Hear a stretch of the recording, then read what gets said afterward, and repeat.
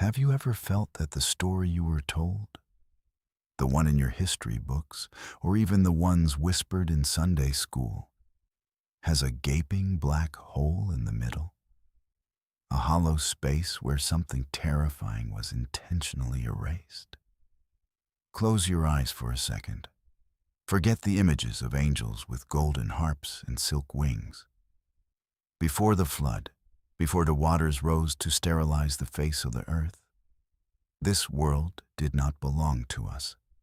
It belonged to them. What I am about to show you today isn't in your textbooks. This is the knowledge deemed too unclean for the official canon. We are descending into the very roots of the human family tree, to a place where human DNA was hijacked by a lineage that was never meant to cross the veil between heaven and earth. They were called the Nephilim. But giants is a term far too soft for what they truly represented. They were biological anomalies, self-proclaimed gods who fed on the flesh and the fear of men. And here is the secret that will keep you awake tonight. The Bible says the flood came to punish human wickedness.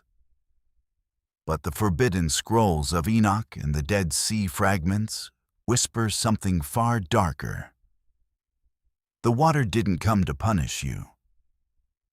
The water was a desperate attempt to decontaminate a planet-wide genetic infection that was turning God's creation into a laboratory of monsters. From this moment on, you are not just a viewer, you are an accomplice in this investigation. What you are about to see cannot be unseen. The seal is broken. Are you ready to discover what really happened before the sky fell? To truly comprehend the nature of the hybrids that once walked our earth, we must look beyond the physical giants and examine the architects of their existence. In the canonical Genesis, they are cryptically referred to as the sons of God. However, in the ancient, suppressed scrolls of the Book of Enoch, they are identified by a title that carries a far more ominous weight: the Watchers. These were not mere spirits. They were high-ranking celestial entities, part of an angelic hierarchy, tasked with the observation of humanity's dawn. They were the silent sentinels of the cosmos. But according to the Forbidden Chronicles, a fracture occurred within the celestial order.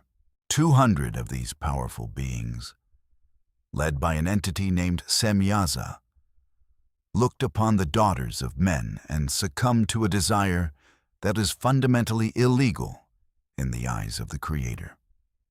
On the summit of Mount Hermon, a site shrouded in ancient mystery, these 200 watchers entered into a dark covenant. They swore a blood oath, binding themselves to one another in a conspiracy that would permanently alter the genetic and spiritual fabric of the earth. This was not a moment of romantic rebellion. It was a calculated biological invasion. They chose to trade their eternal, ethereal state for the heavy, tactile limitations of human flesh. As they descended, they brought with them a curriculum of forbidden knowledge that acted as a catalyst for human destruction. They did not just come to father children. They came to re-engineer civilization. They taught men the art of metallurgy, the forging of swords, knives, and shields, effectively introducing the concept of organized warfare and mass slaughter. They taught women the secrets of sorcery, the properties of roots, and the beautifying of the eyelids, introducing vanity and deception as weapons of social control.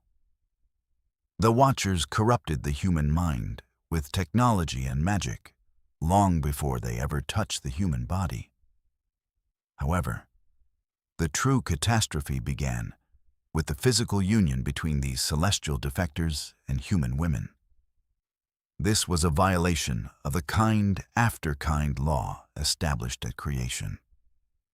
The resulting pregnancies were not natural, they were traumatic.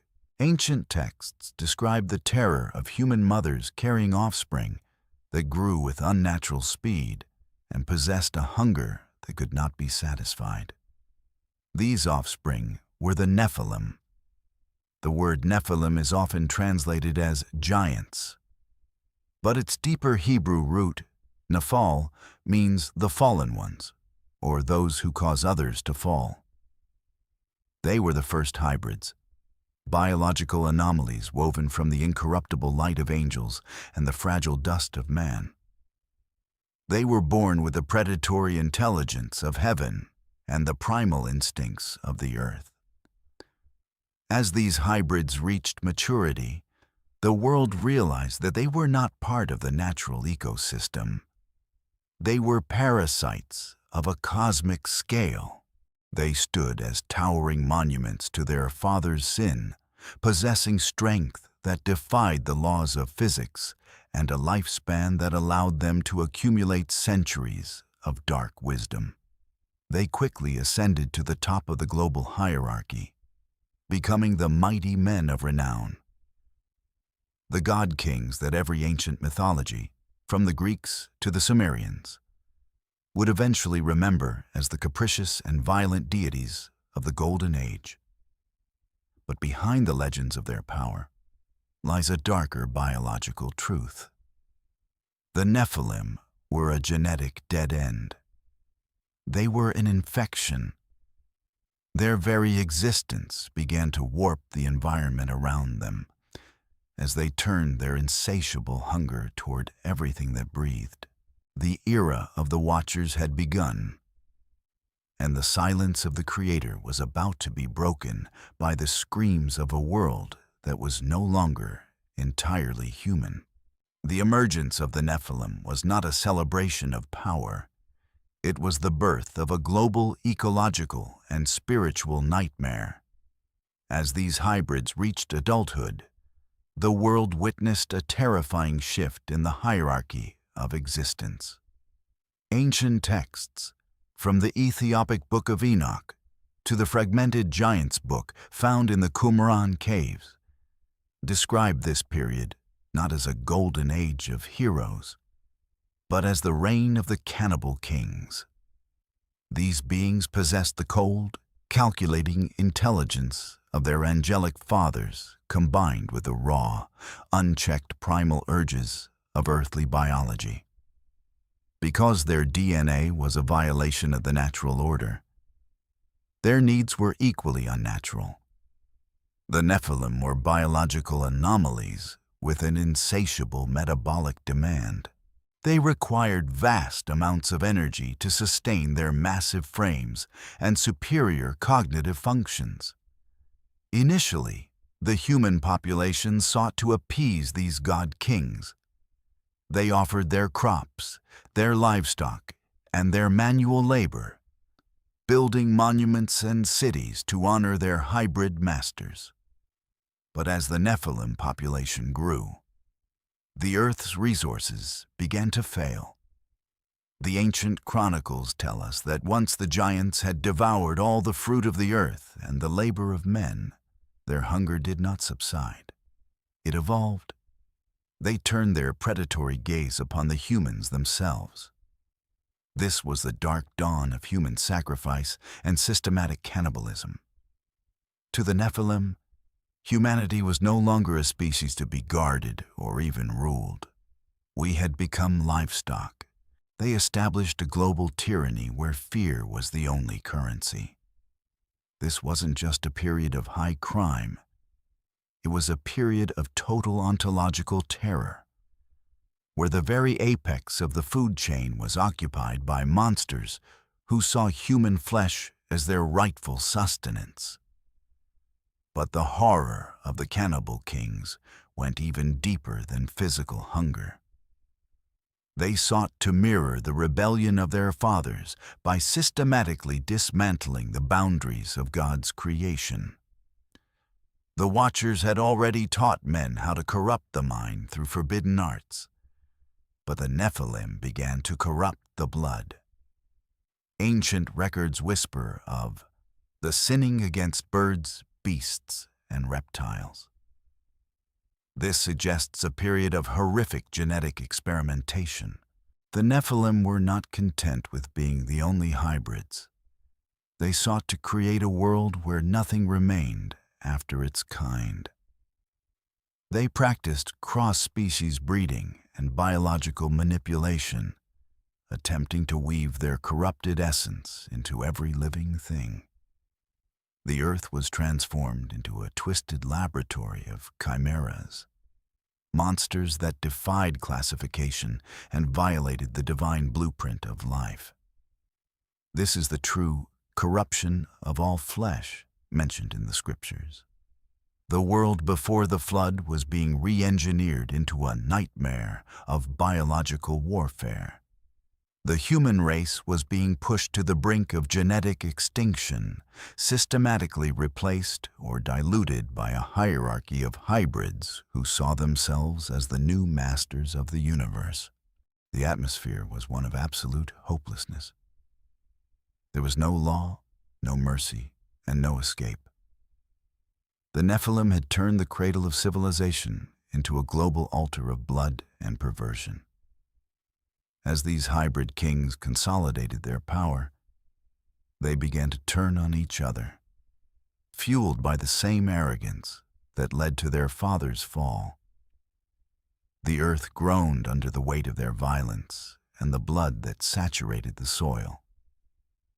It was this specific, irredeemable corruption, the total desecration of life's sanctity, that finally forced the hand of the heavens. The cries of the oppressed had reached the throne of the Most High, and the decision was made. The world could no longer be saved. It had to be washed away. As the shadow of the Nephilim expanded across the prehistoric world, a new and more calculated form of warfare began to take shape. It was no longer just a war of physical conquest or cannibalistic hunger. It had evolved into a war of genetic subversion. To understand the gravity of the flood, one must understand the state of the human genome in the centuries leading up to the catastrophe. The corruption was not merely moral. It was molecular. The Watchers and their hybrid offspring understood a fundamental spiritual law, that the promised seed of the woman, the future redeemer of humanity, could only be born through a pure, untainted human lineage. If the human bloodline could be systematically compromised, if every individual on Earth carried even a fraction of Nephilim DNA, the divine plan for humanity would be effectively checkmated. The Earth would become a permanent colony of hybrids, and the human race, as designed by the Creator, would cease to exist. This brings us to one of the most misunderstood figures in ancient history, Noah. In the traditional narrative, Noah is portrayed as a man of exceptional moral character. While this is true, the original Hebrew text of Genesis 6:9 offers a much more technical description. It states that Noah was perfect in his generations. The word used here is tamim, the same word used to describe a sacrificial lamb that must be without physical blemish. In the context of the pre-flood world, this was a statement of biological integrity. Noah was not just a good man. He was one of the last remaining humans whose genetic heritage had not been spliced with the DNA of the Watchers. Noah's family was the final fortress of the original human blueprint. The Nephilim recognized this.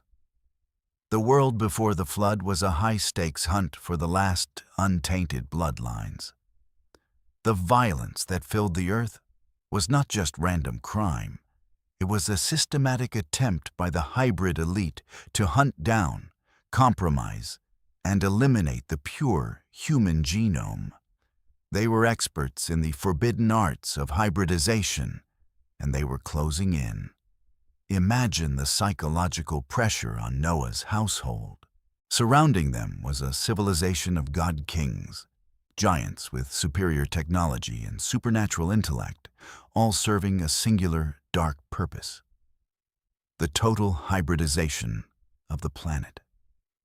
Noah wasn't just building a boat, he was guarding a biological ark.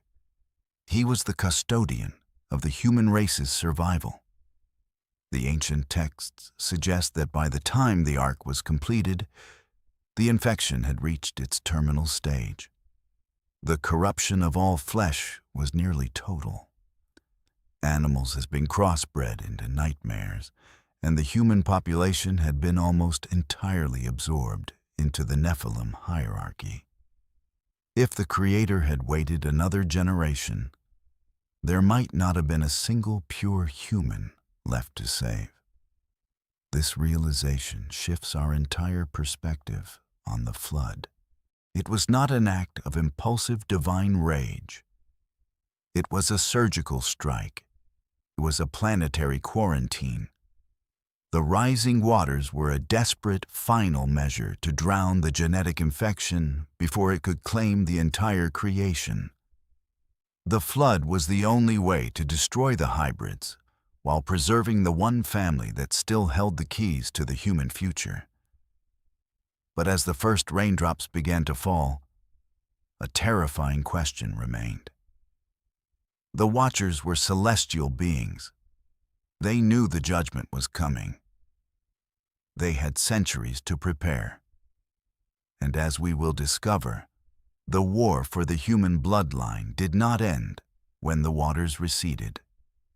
It was merely the beginning of a long, silent infiltration that continues to this very day. The presence of the Nephilim on Earth was not merely a biological crisis. It was a technological upheaval that defied the natural progression of human civilization. To understand the pre-flood world, we must strip away the primitive imagery of stone tools and mud huts. According to the ancient chronicles, the descent of the Watchers introduced a wave of forbidden knowledge that acted as a high-speed accelerant for human ambition and destruction. These celestial defectors did not just bring sin. They brought the blueprints of an advanced, dark civilization. The Book of Enoch provides a chilling inventory of the curriculum taught by these fallen entities. Azazel, one of the primary leaders, instructed men in metallurgy, specifically the forging of swords, breastplates, and shields. This was not merely the birth of blacksmithing. It was the introduction of standardized warfare. For the first time, humanity possessed the means for mass slaughter, organized and optimized by angelic intelligence. But their teachings extended far beyond the battlefield. They revealed the secrets of the stars, the movements of the moon, and the intricate patterns of the cosmos. Knowledge that was immediately weaponized into advanced astrology and occult systems to manipulate the very fabric of reality. This influx of forbidden science gave rise to what many researchers call the antediluvian paradox. How did ancient civilizations across the globe, from the megaliths of Baalbek to the foundations of the Giza Plateau, achieve architectural feats that remain difficult to replicate even with modern machinery? The answer whispered by the suppressed texts is that the Nephilim were the master architects. With their immense physical strength and the sophisticated understanding of frequency, vibration, and mathematics inherited from their fathers, these hybrids constructed a world of stone and shadow. They built cities that were designed to channel celestial energies and monuments that served as portals or markers of their terrestrial dominion. The legends of god-kings, who moved mountains and commanded the elements, are not mere fantasies. They are the distorted memories of a world where Nephilim technology made the impossible a daily reality. However, this technology was never intended for the betterment of man. It was designed for control and desecration. The Watchers taught the cutting of roots and the art of sorcery, which many modern scholars interpret as an early, supernatural form of pharmacology and genetic manipulation. They were not just healers. They were chemists of the soul, altering human consciousness to make the masses more subservient to their hybrid overlords. The world became a hyper-advanced, yet spiritually hollow, empire of iron and enchantments. As the Nephilim expanded their reach, they integrated this forbidden technology into their biological experiments. They sought to bridge the gap between the organic and the inorganic, creating a civilization that was as efficient as it was cruel. The might of these men of renown came from a synergy of angelic wisdom and earthly resources that the human race was never meant to handle. This technological explosion was one of the primary reasons for the total judgment of the flood. The earth had been filled with violence, but it had also been filled with a perverted science that threatened to break the laws of the universe itself. The Creator was not just destroying a sinful people. He was dismantling a rogue civilization, an advanced, hybrid-led technocracy that was rapidly turning the planet into a fortress of darkness. The rising waters were destined to bury these iron cities and golden idols under miles of sediment, ensuring that the forbidden knowledge would be lost to the depths, at least for a time. The physical destruction of the Nephilim by the waters of the flood was not the end of their story. It was merely the beginning of a new, invisible chapter in the history of human suffering. To understand the supernatural landscape of our world today, we must address the most profound metaphysical consequence of the Watchers' rebellion: the birth of the demonic realm. In the canonical scriptures, demons are often presented as a given, malevolent spirits that plague humanity. But where did they originate? The ancient extra-biblical texts, specifically the Book of Enoch and the Giant's fragments, provide a terrifyingly logical explanation for their existence. Because the Nephilim were hybrids, beings of mixed celestial and terrestrial essence, their deaths resulted in a spiritual anomaly that the universe was not designed to accommodate. When a human being dies, their soul follows a divine path of judgment or rest. When an angel falls, its judgment is reserved for the end of days. But the Nephilim fit neither category. They were bastard spirits. Their bodies were made of the earth, but their spirits were born of the heavens. When the flood crushed their physical forms, their spirits were released. But they were legally barred from the halls of the afterlife. They were tethered to the earth, destined to roam its desolate places as disembodied entities. These are what the ancient scrolls call the evil spirits. They are the ghosts of the giants. The nature of these entities is defined by their origin. Just as the Nephilim were insatiable consumers in the physical world, their disembodied spirits are defined by a perpetual, agonizing hunger. They no longer possess mouths to eat or bodies to feel, yet the memories of their physical appetites remain. This is why, throughout history, these spirits have sought the same thing: a host. They crave the reclamation of a physical form through possession, seeking to satisfy their celestial-driven desires through human senses. Enoch 15 describes them as spirits that oppress, corrupt, fall, content, and bruise upon the earth. They are not merely fallen angels who are high-ranking celestial rebels, but the lower-level scavengers of the spiritual realm.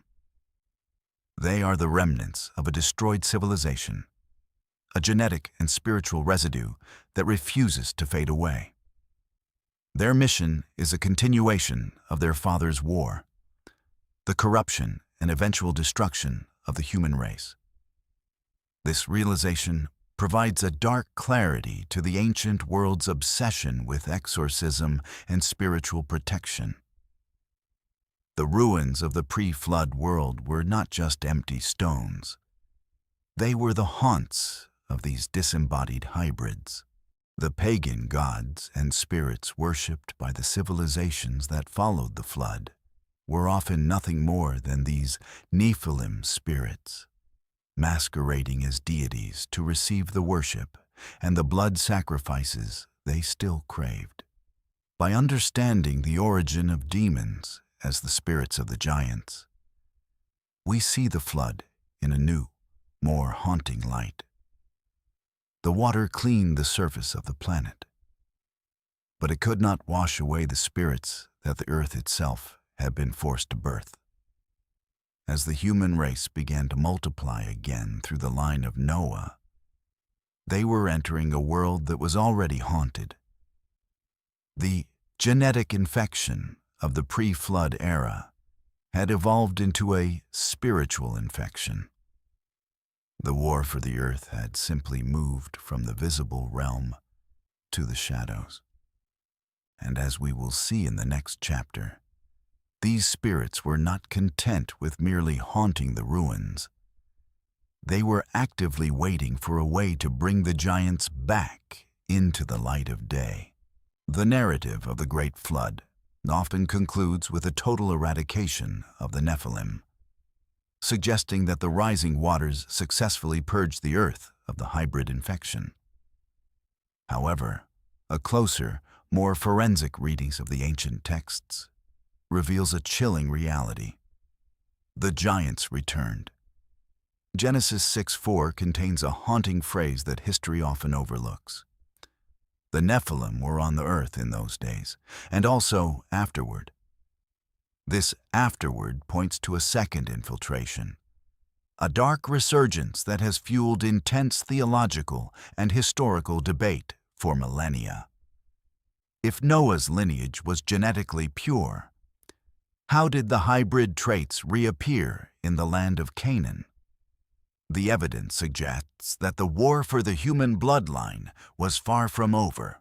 Whether through a second, smaller descent of rebellious watchers or through a recessive genetic trait carried by one of the passengers on the ark, the shadow of the giants began to stretch over the post-Diluvian world once again. This second wave was different. It was more localized, more strategic, and perhaps even more desperate. These were the tribes that the Israelites would later encounter: the Rephaim, the Anakim, the Emim, and the Zamzumim. These were not myths created by frightened desert nomads. They were established, formidable dynasties of hybrids that occupied the most strategic territories of the ancient Near East.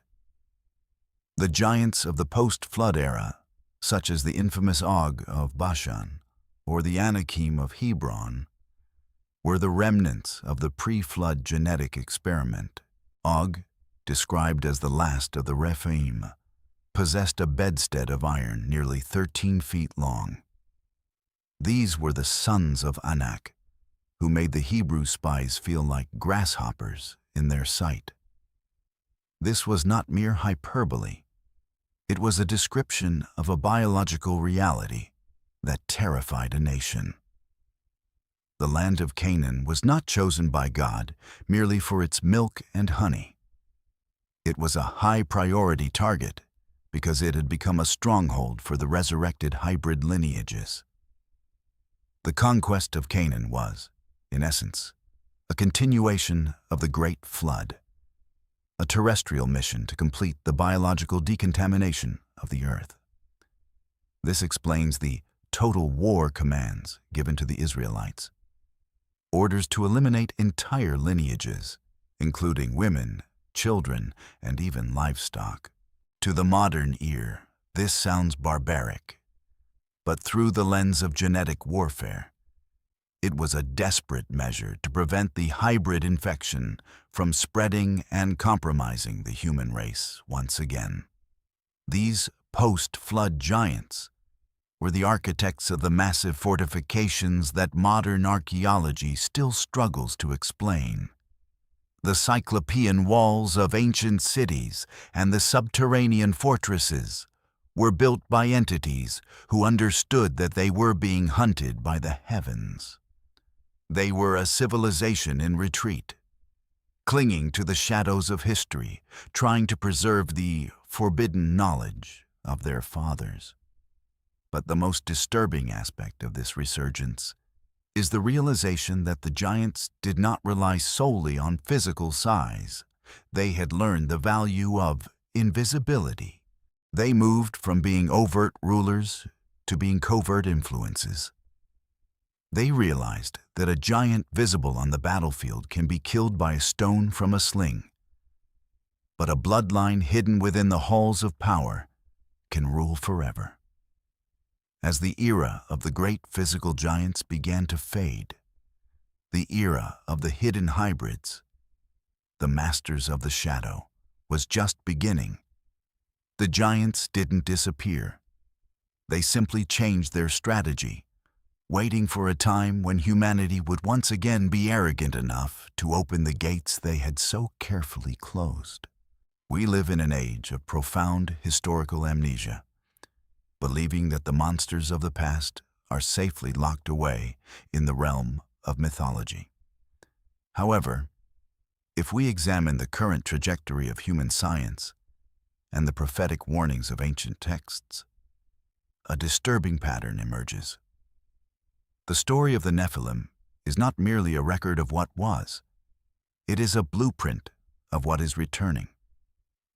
The final warning of the ancient world was summarized in a single cryptic sentence.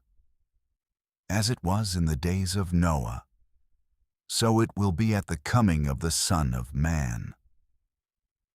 To understand the days of Noah in the 21st century, we must look beyond morality and focus on biology. As we have explored, the pre-flood world was defined by the systematic corruption of the human genome, the erasure of the boundaries between species, and the fusion of the celestial with the terrestrial. Today, for the first time since the deluge, humanity has rediscovered the keys to the genetic library. We are no longer just observing life. We are rewriting it. The modern push toward transhumanism, CRISPR gene editing, and the creation of synthetic life forms mirrors the forbidden knowledge once whispered by the Watchers. We are currently witnessing the birth of human-animal chimeras in laboratories, where human stem cells are integrated into animal embryos to grow organs or test boundaries. To the modern scientist, this is progress. To the ancient chronicler, this is the sinning against birds and beasts, returning under the guise of medicine. But the infiltration goes deeper. The pursuit of artificial intelligence and the eventual merging of the human mind with non-biological substrates represents the ultimate hybrid project. We are seeking to create a new man, a being that is stronger, faster, and more intelligent than the original human blueprint. By doing so, we are effectively inviting a new form of Watchers, non-human intelligences, to inhabit our technology and eventually our very biology. We are building the vessels for the return of the disembodied spirits of the giants. The ancient Nephilim were defined by their status as renowned men. The elite who stood above the common human. Today, the global push for a post-human future is driven by a similar elite. Those who seek to use technology to bypass death and ascend to godhood. The goal remains the same: the obsolescence of the pure human race. If the image of God is tied to our genetic integrity, then the systematic alteration of that integrity is the ultimate act of war against the Creator. The shadow of the giants is no longer a legend of the desert. It is a reality of the laboratory. We are approaching a genetic singularity, where the line between what is human and what is other will vanish forever. Ancient prophecies suggest that the final kingdom of man will be a mixture, a mirage of iron and clay that cannot hold together. This is the return to the days of Noah, a world so biologically and spiritually corrupted that it necessitates a second, final intervention. The truth was never meant to be hidden forever, but it was meant to serve as a warning. The Nephilim were not just monsters of old. They were a symptom of what happens when the created tries to re-engineer the creation. As we stand on the threshold of this new era, we must ask ourselves, are we creating our own destruction? Are the giants truly dead? Or are they simply waiting for us to finish the work their fathers started? The gates are opening, and this time there may be no ark to save us.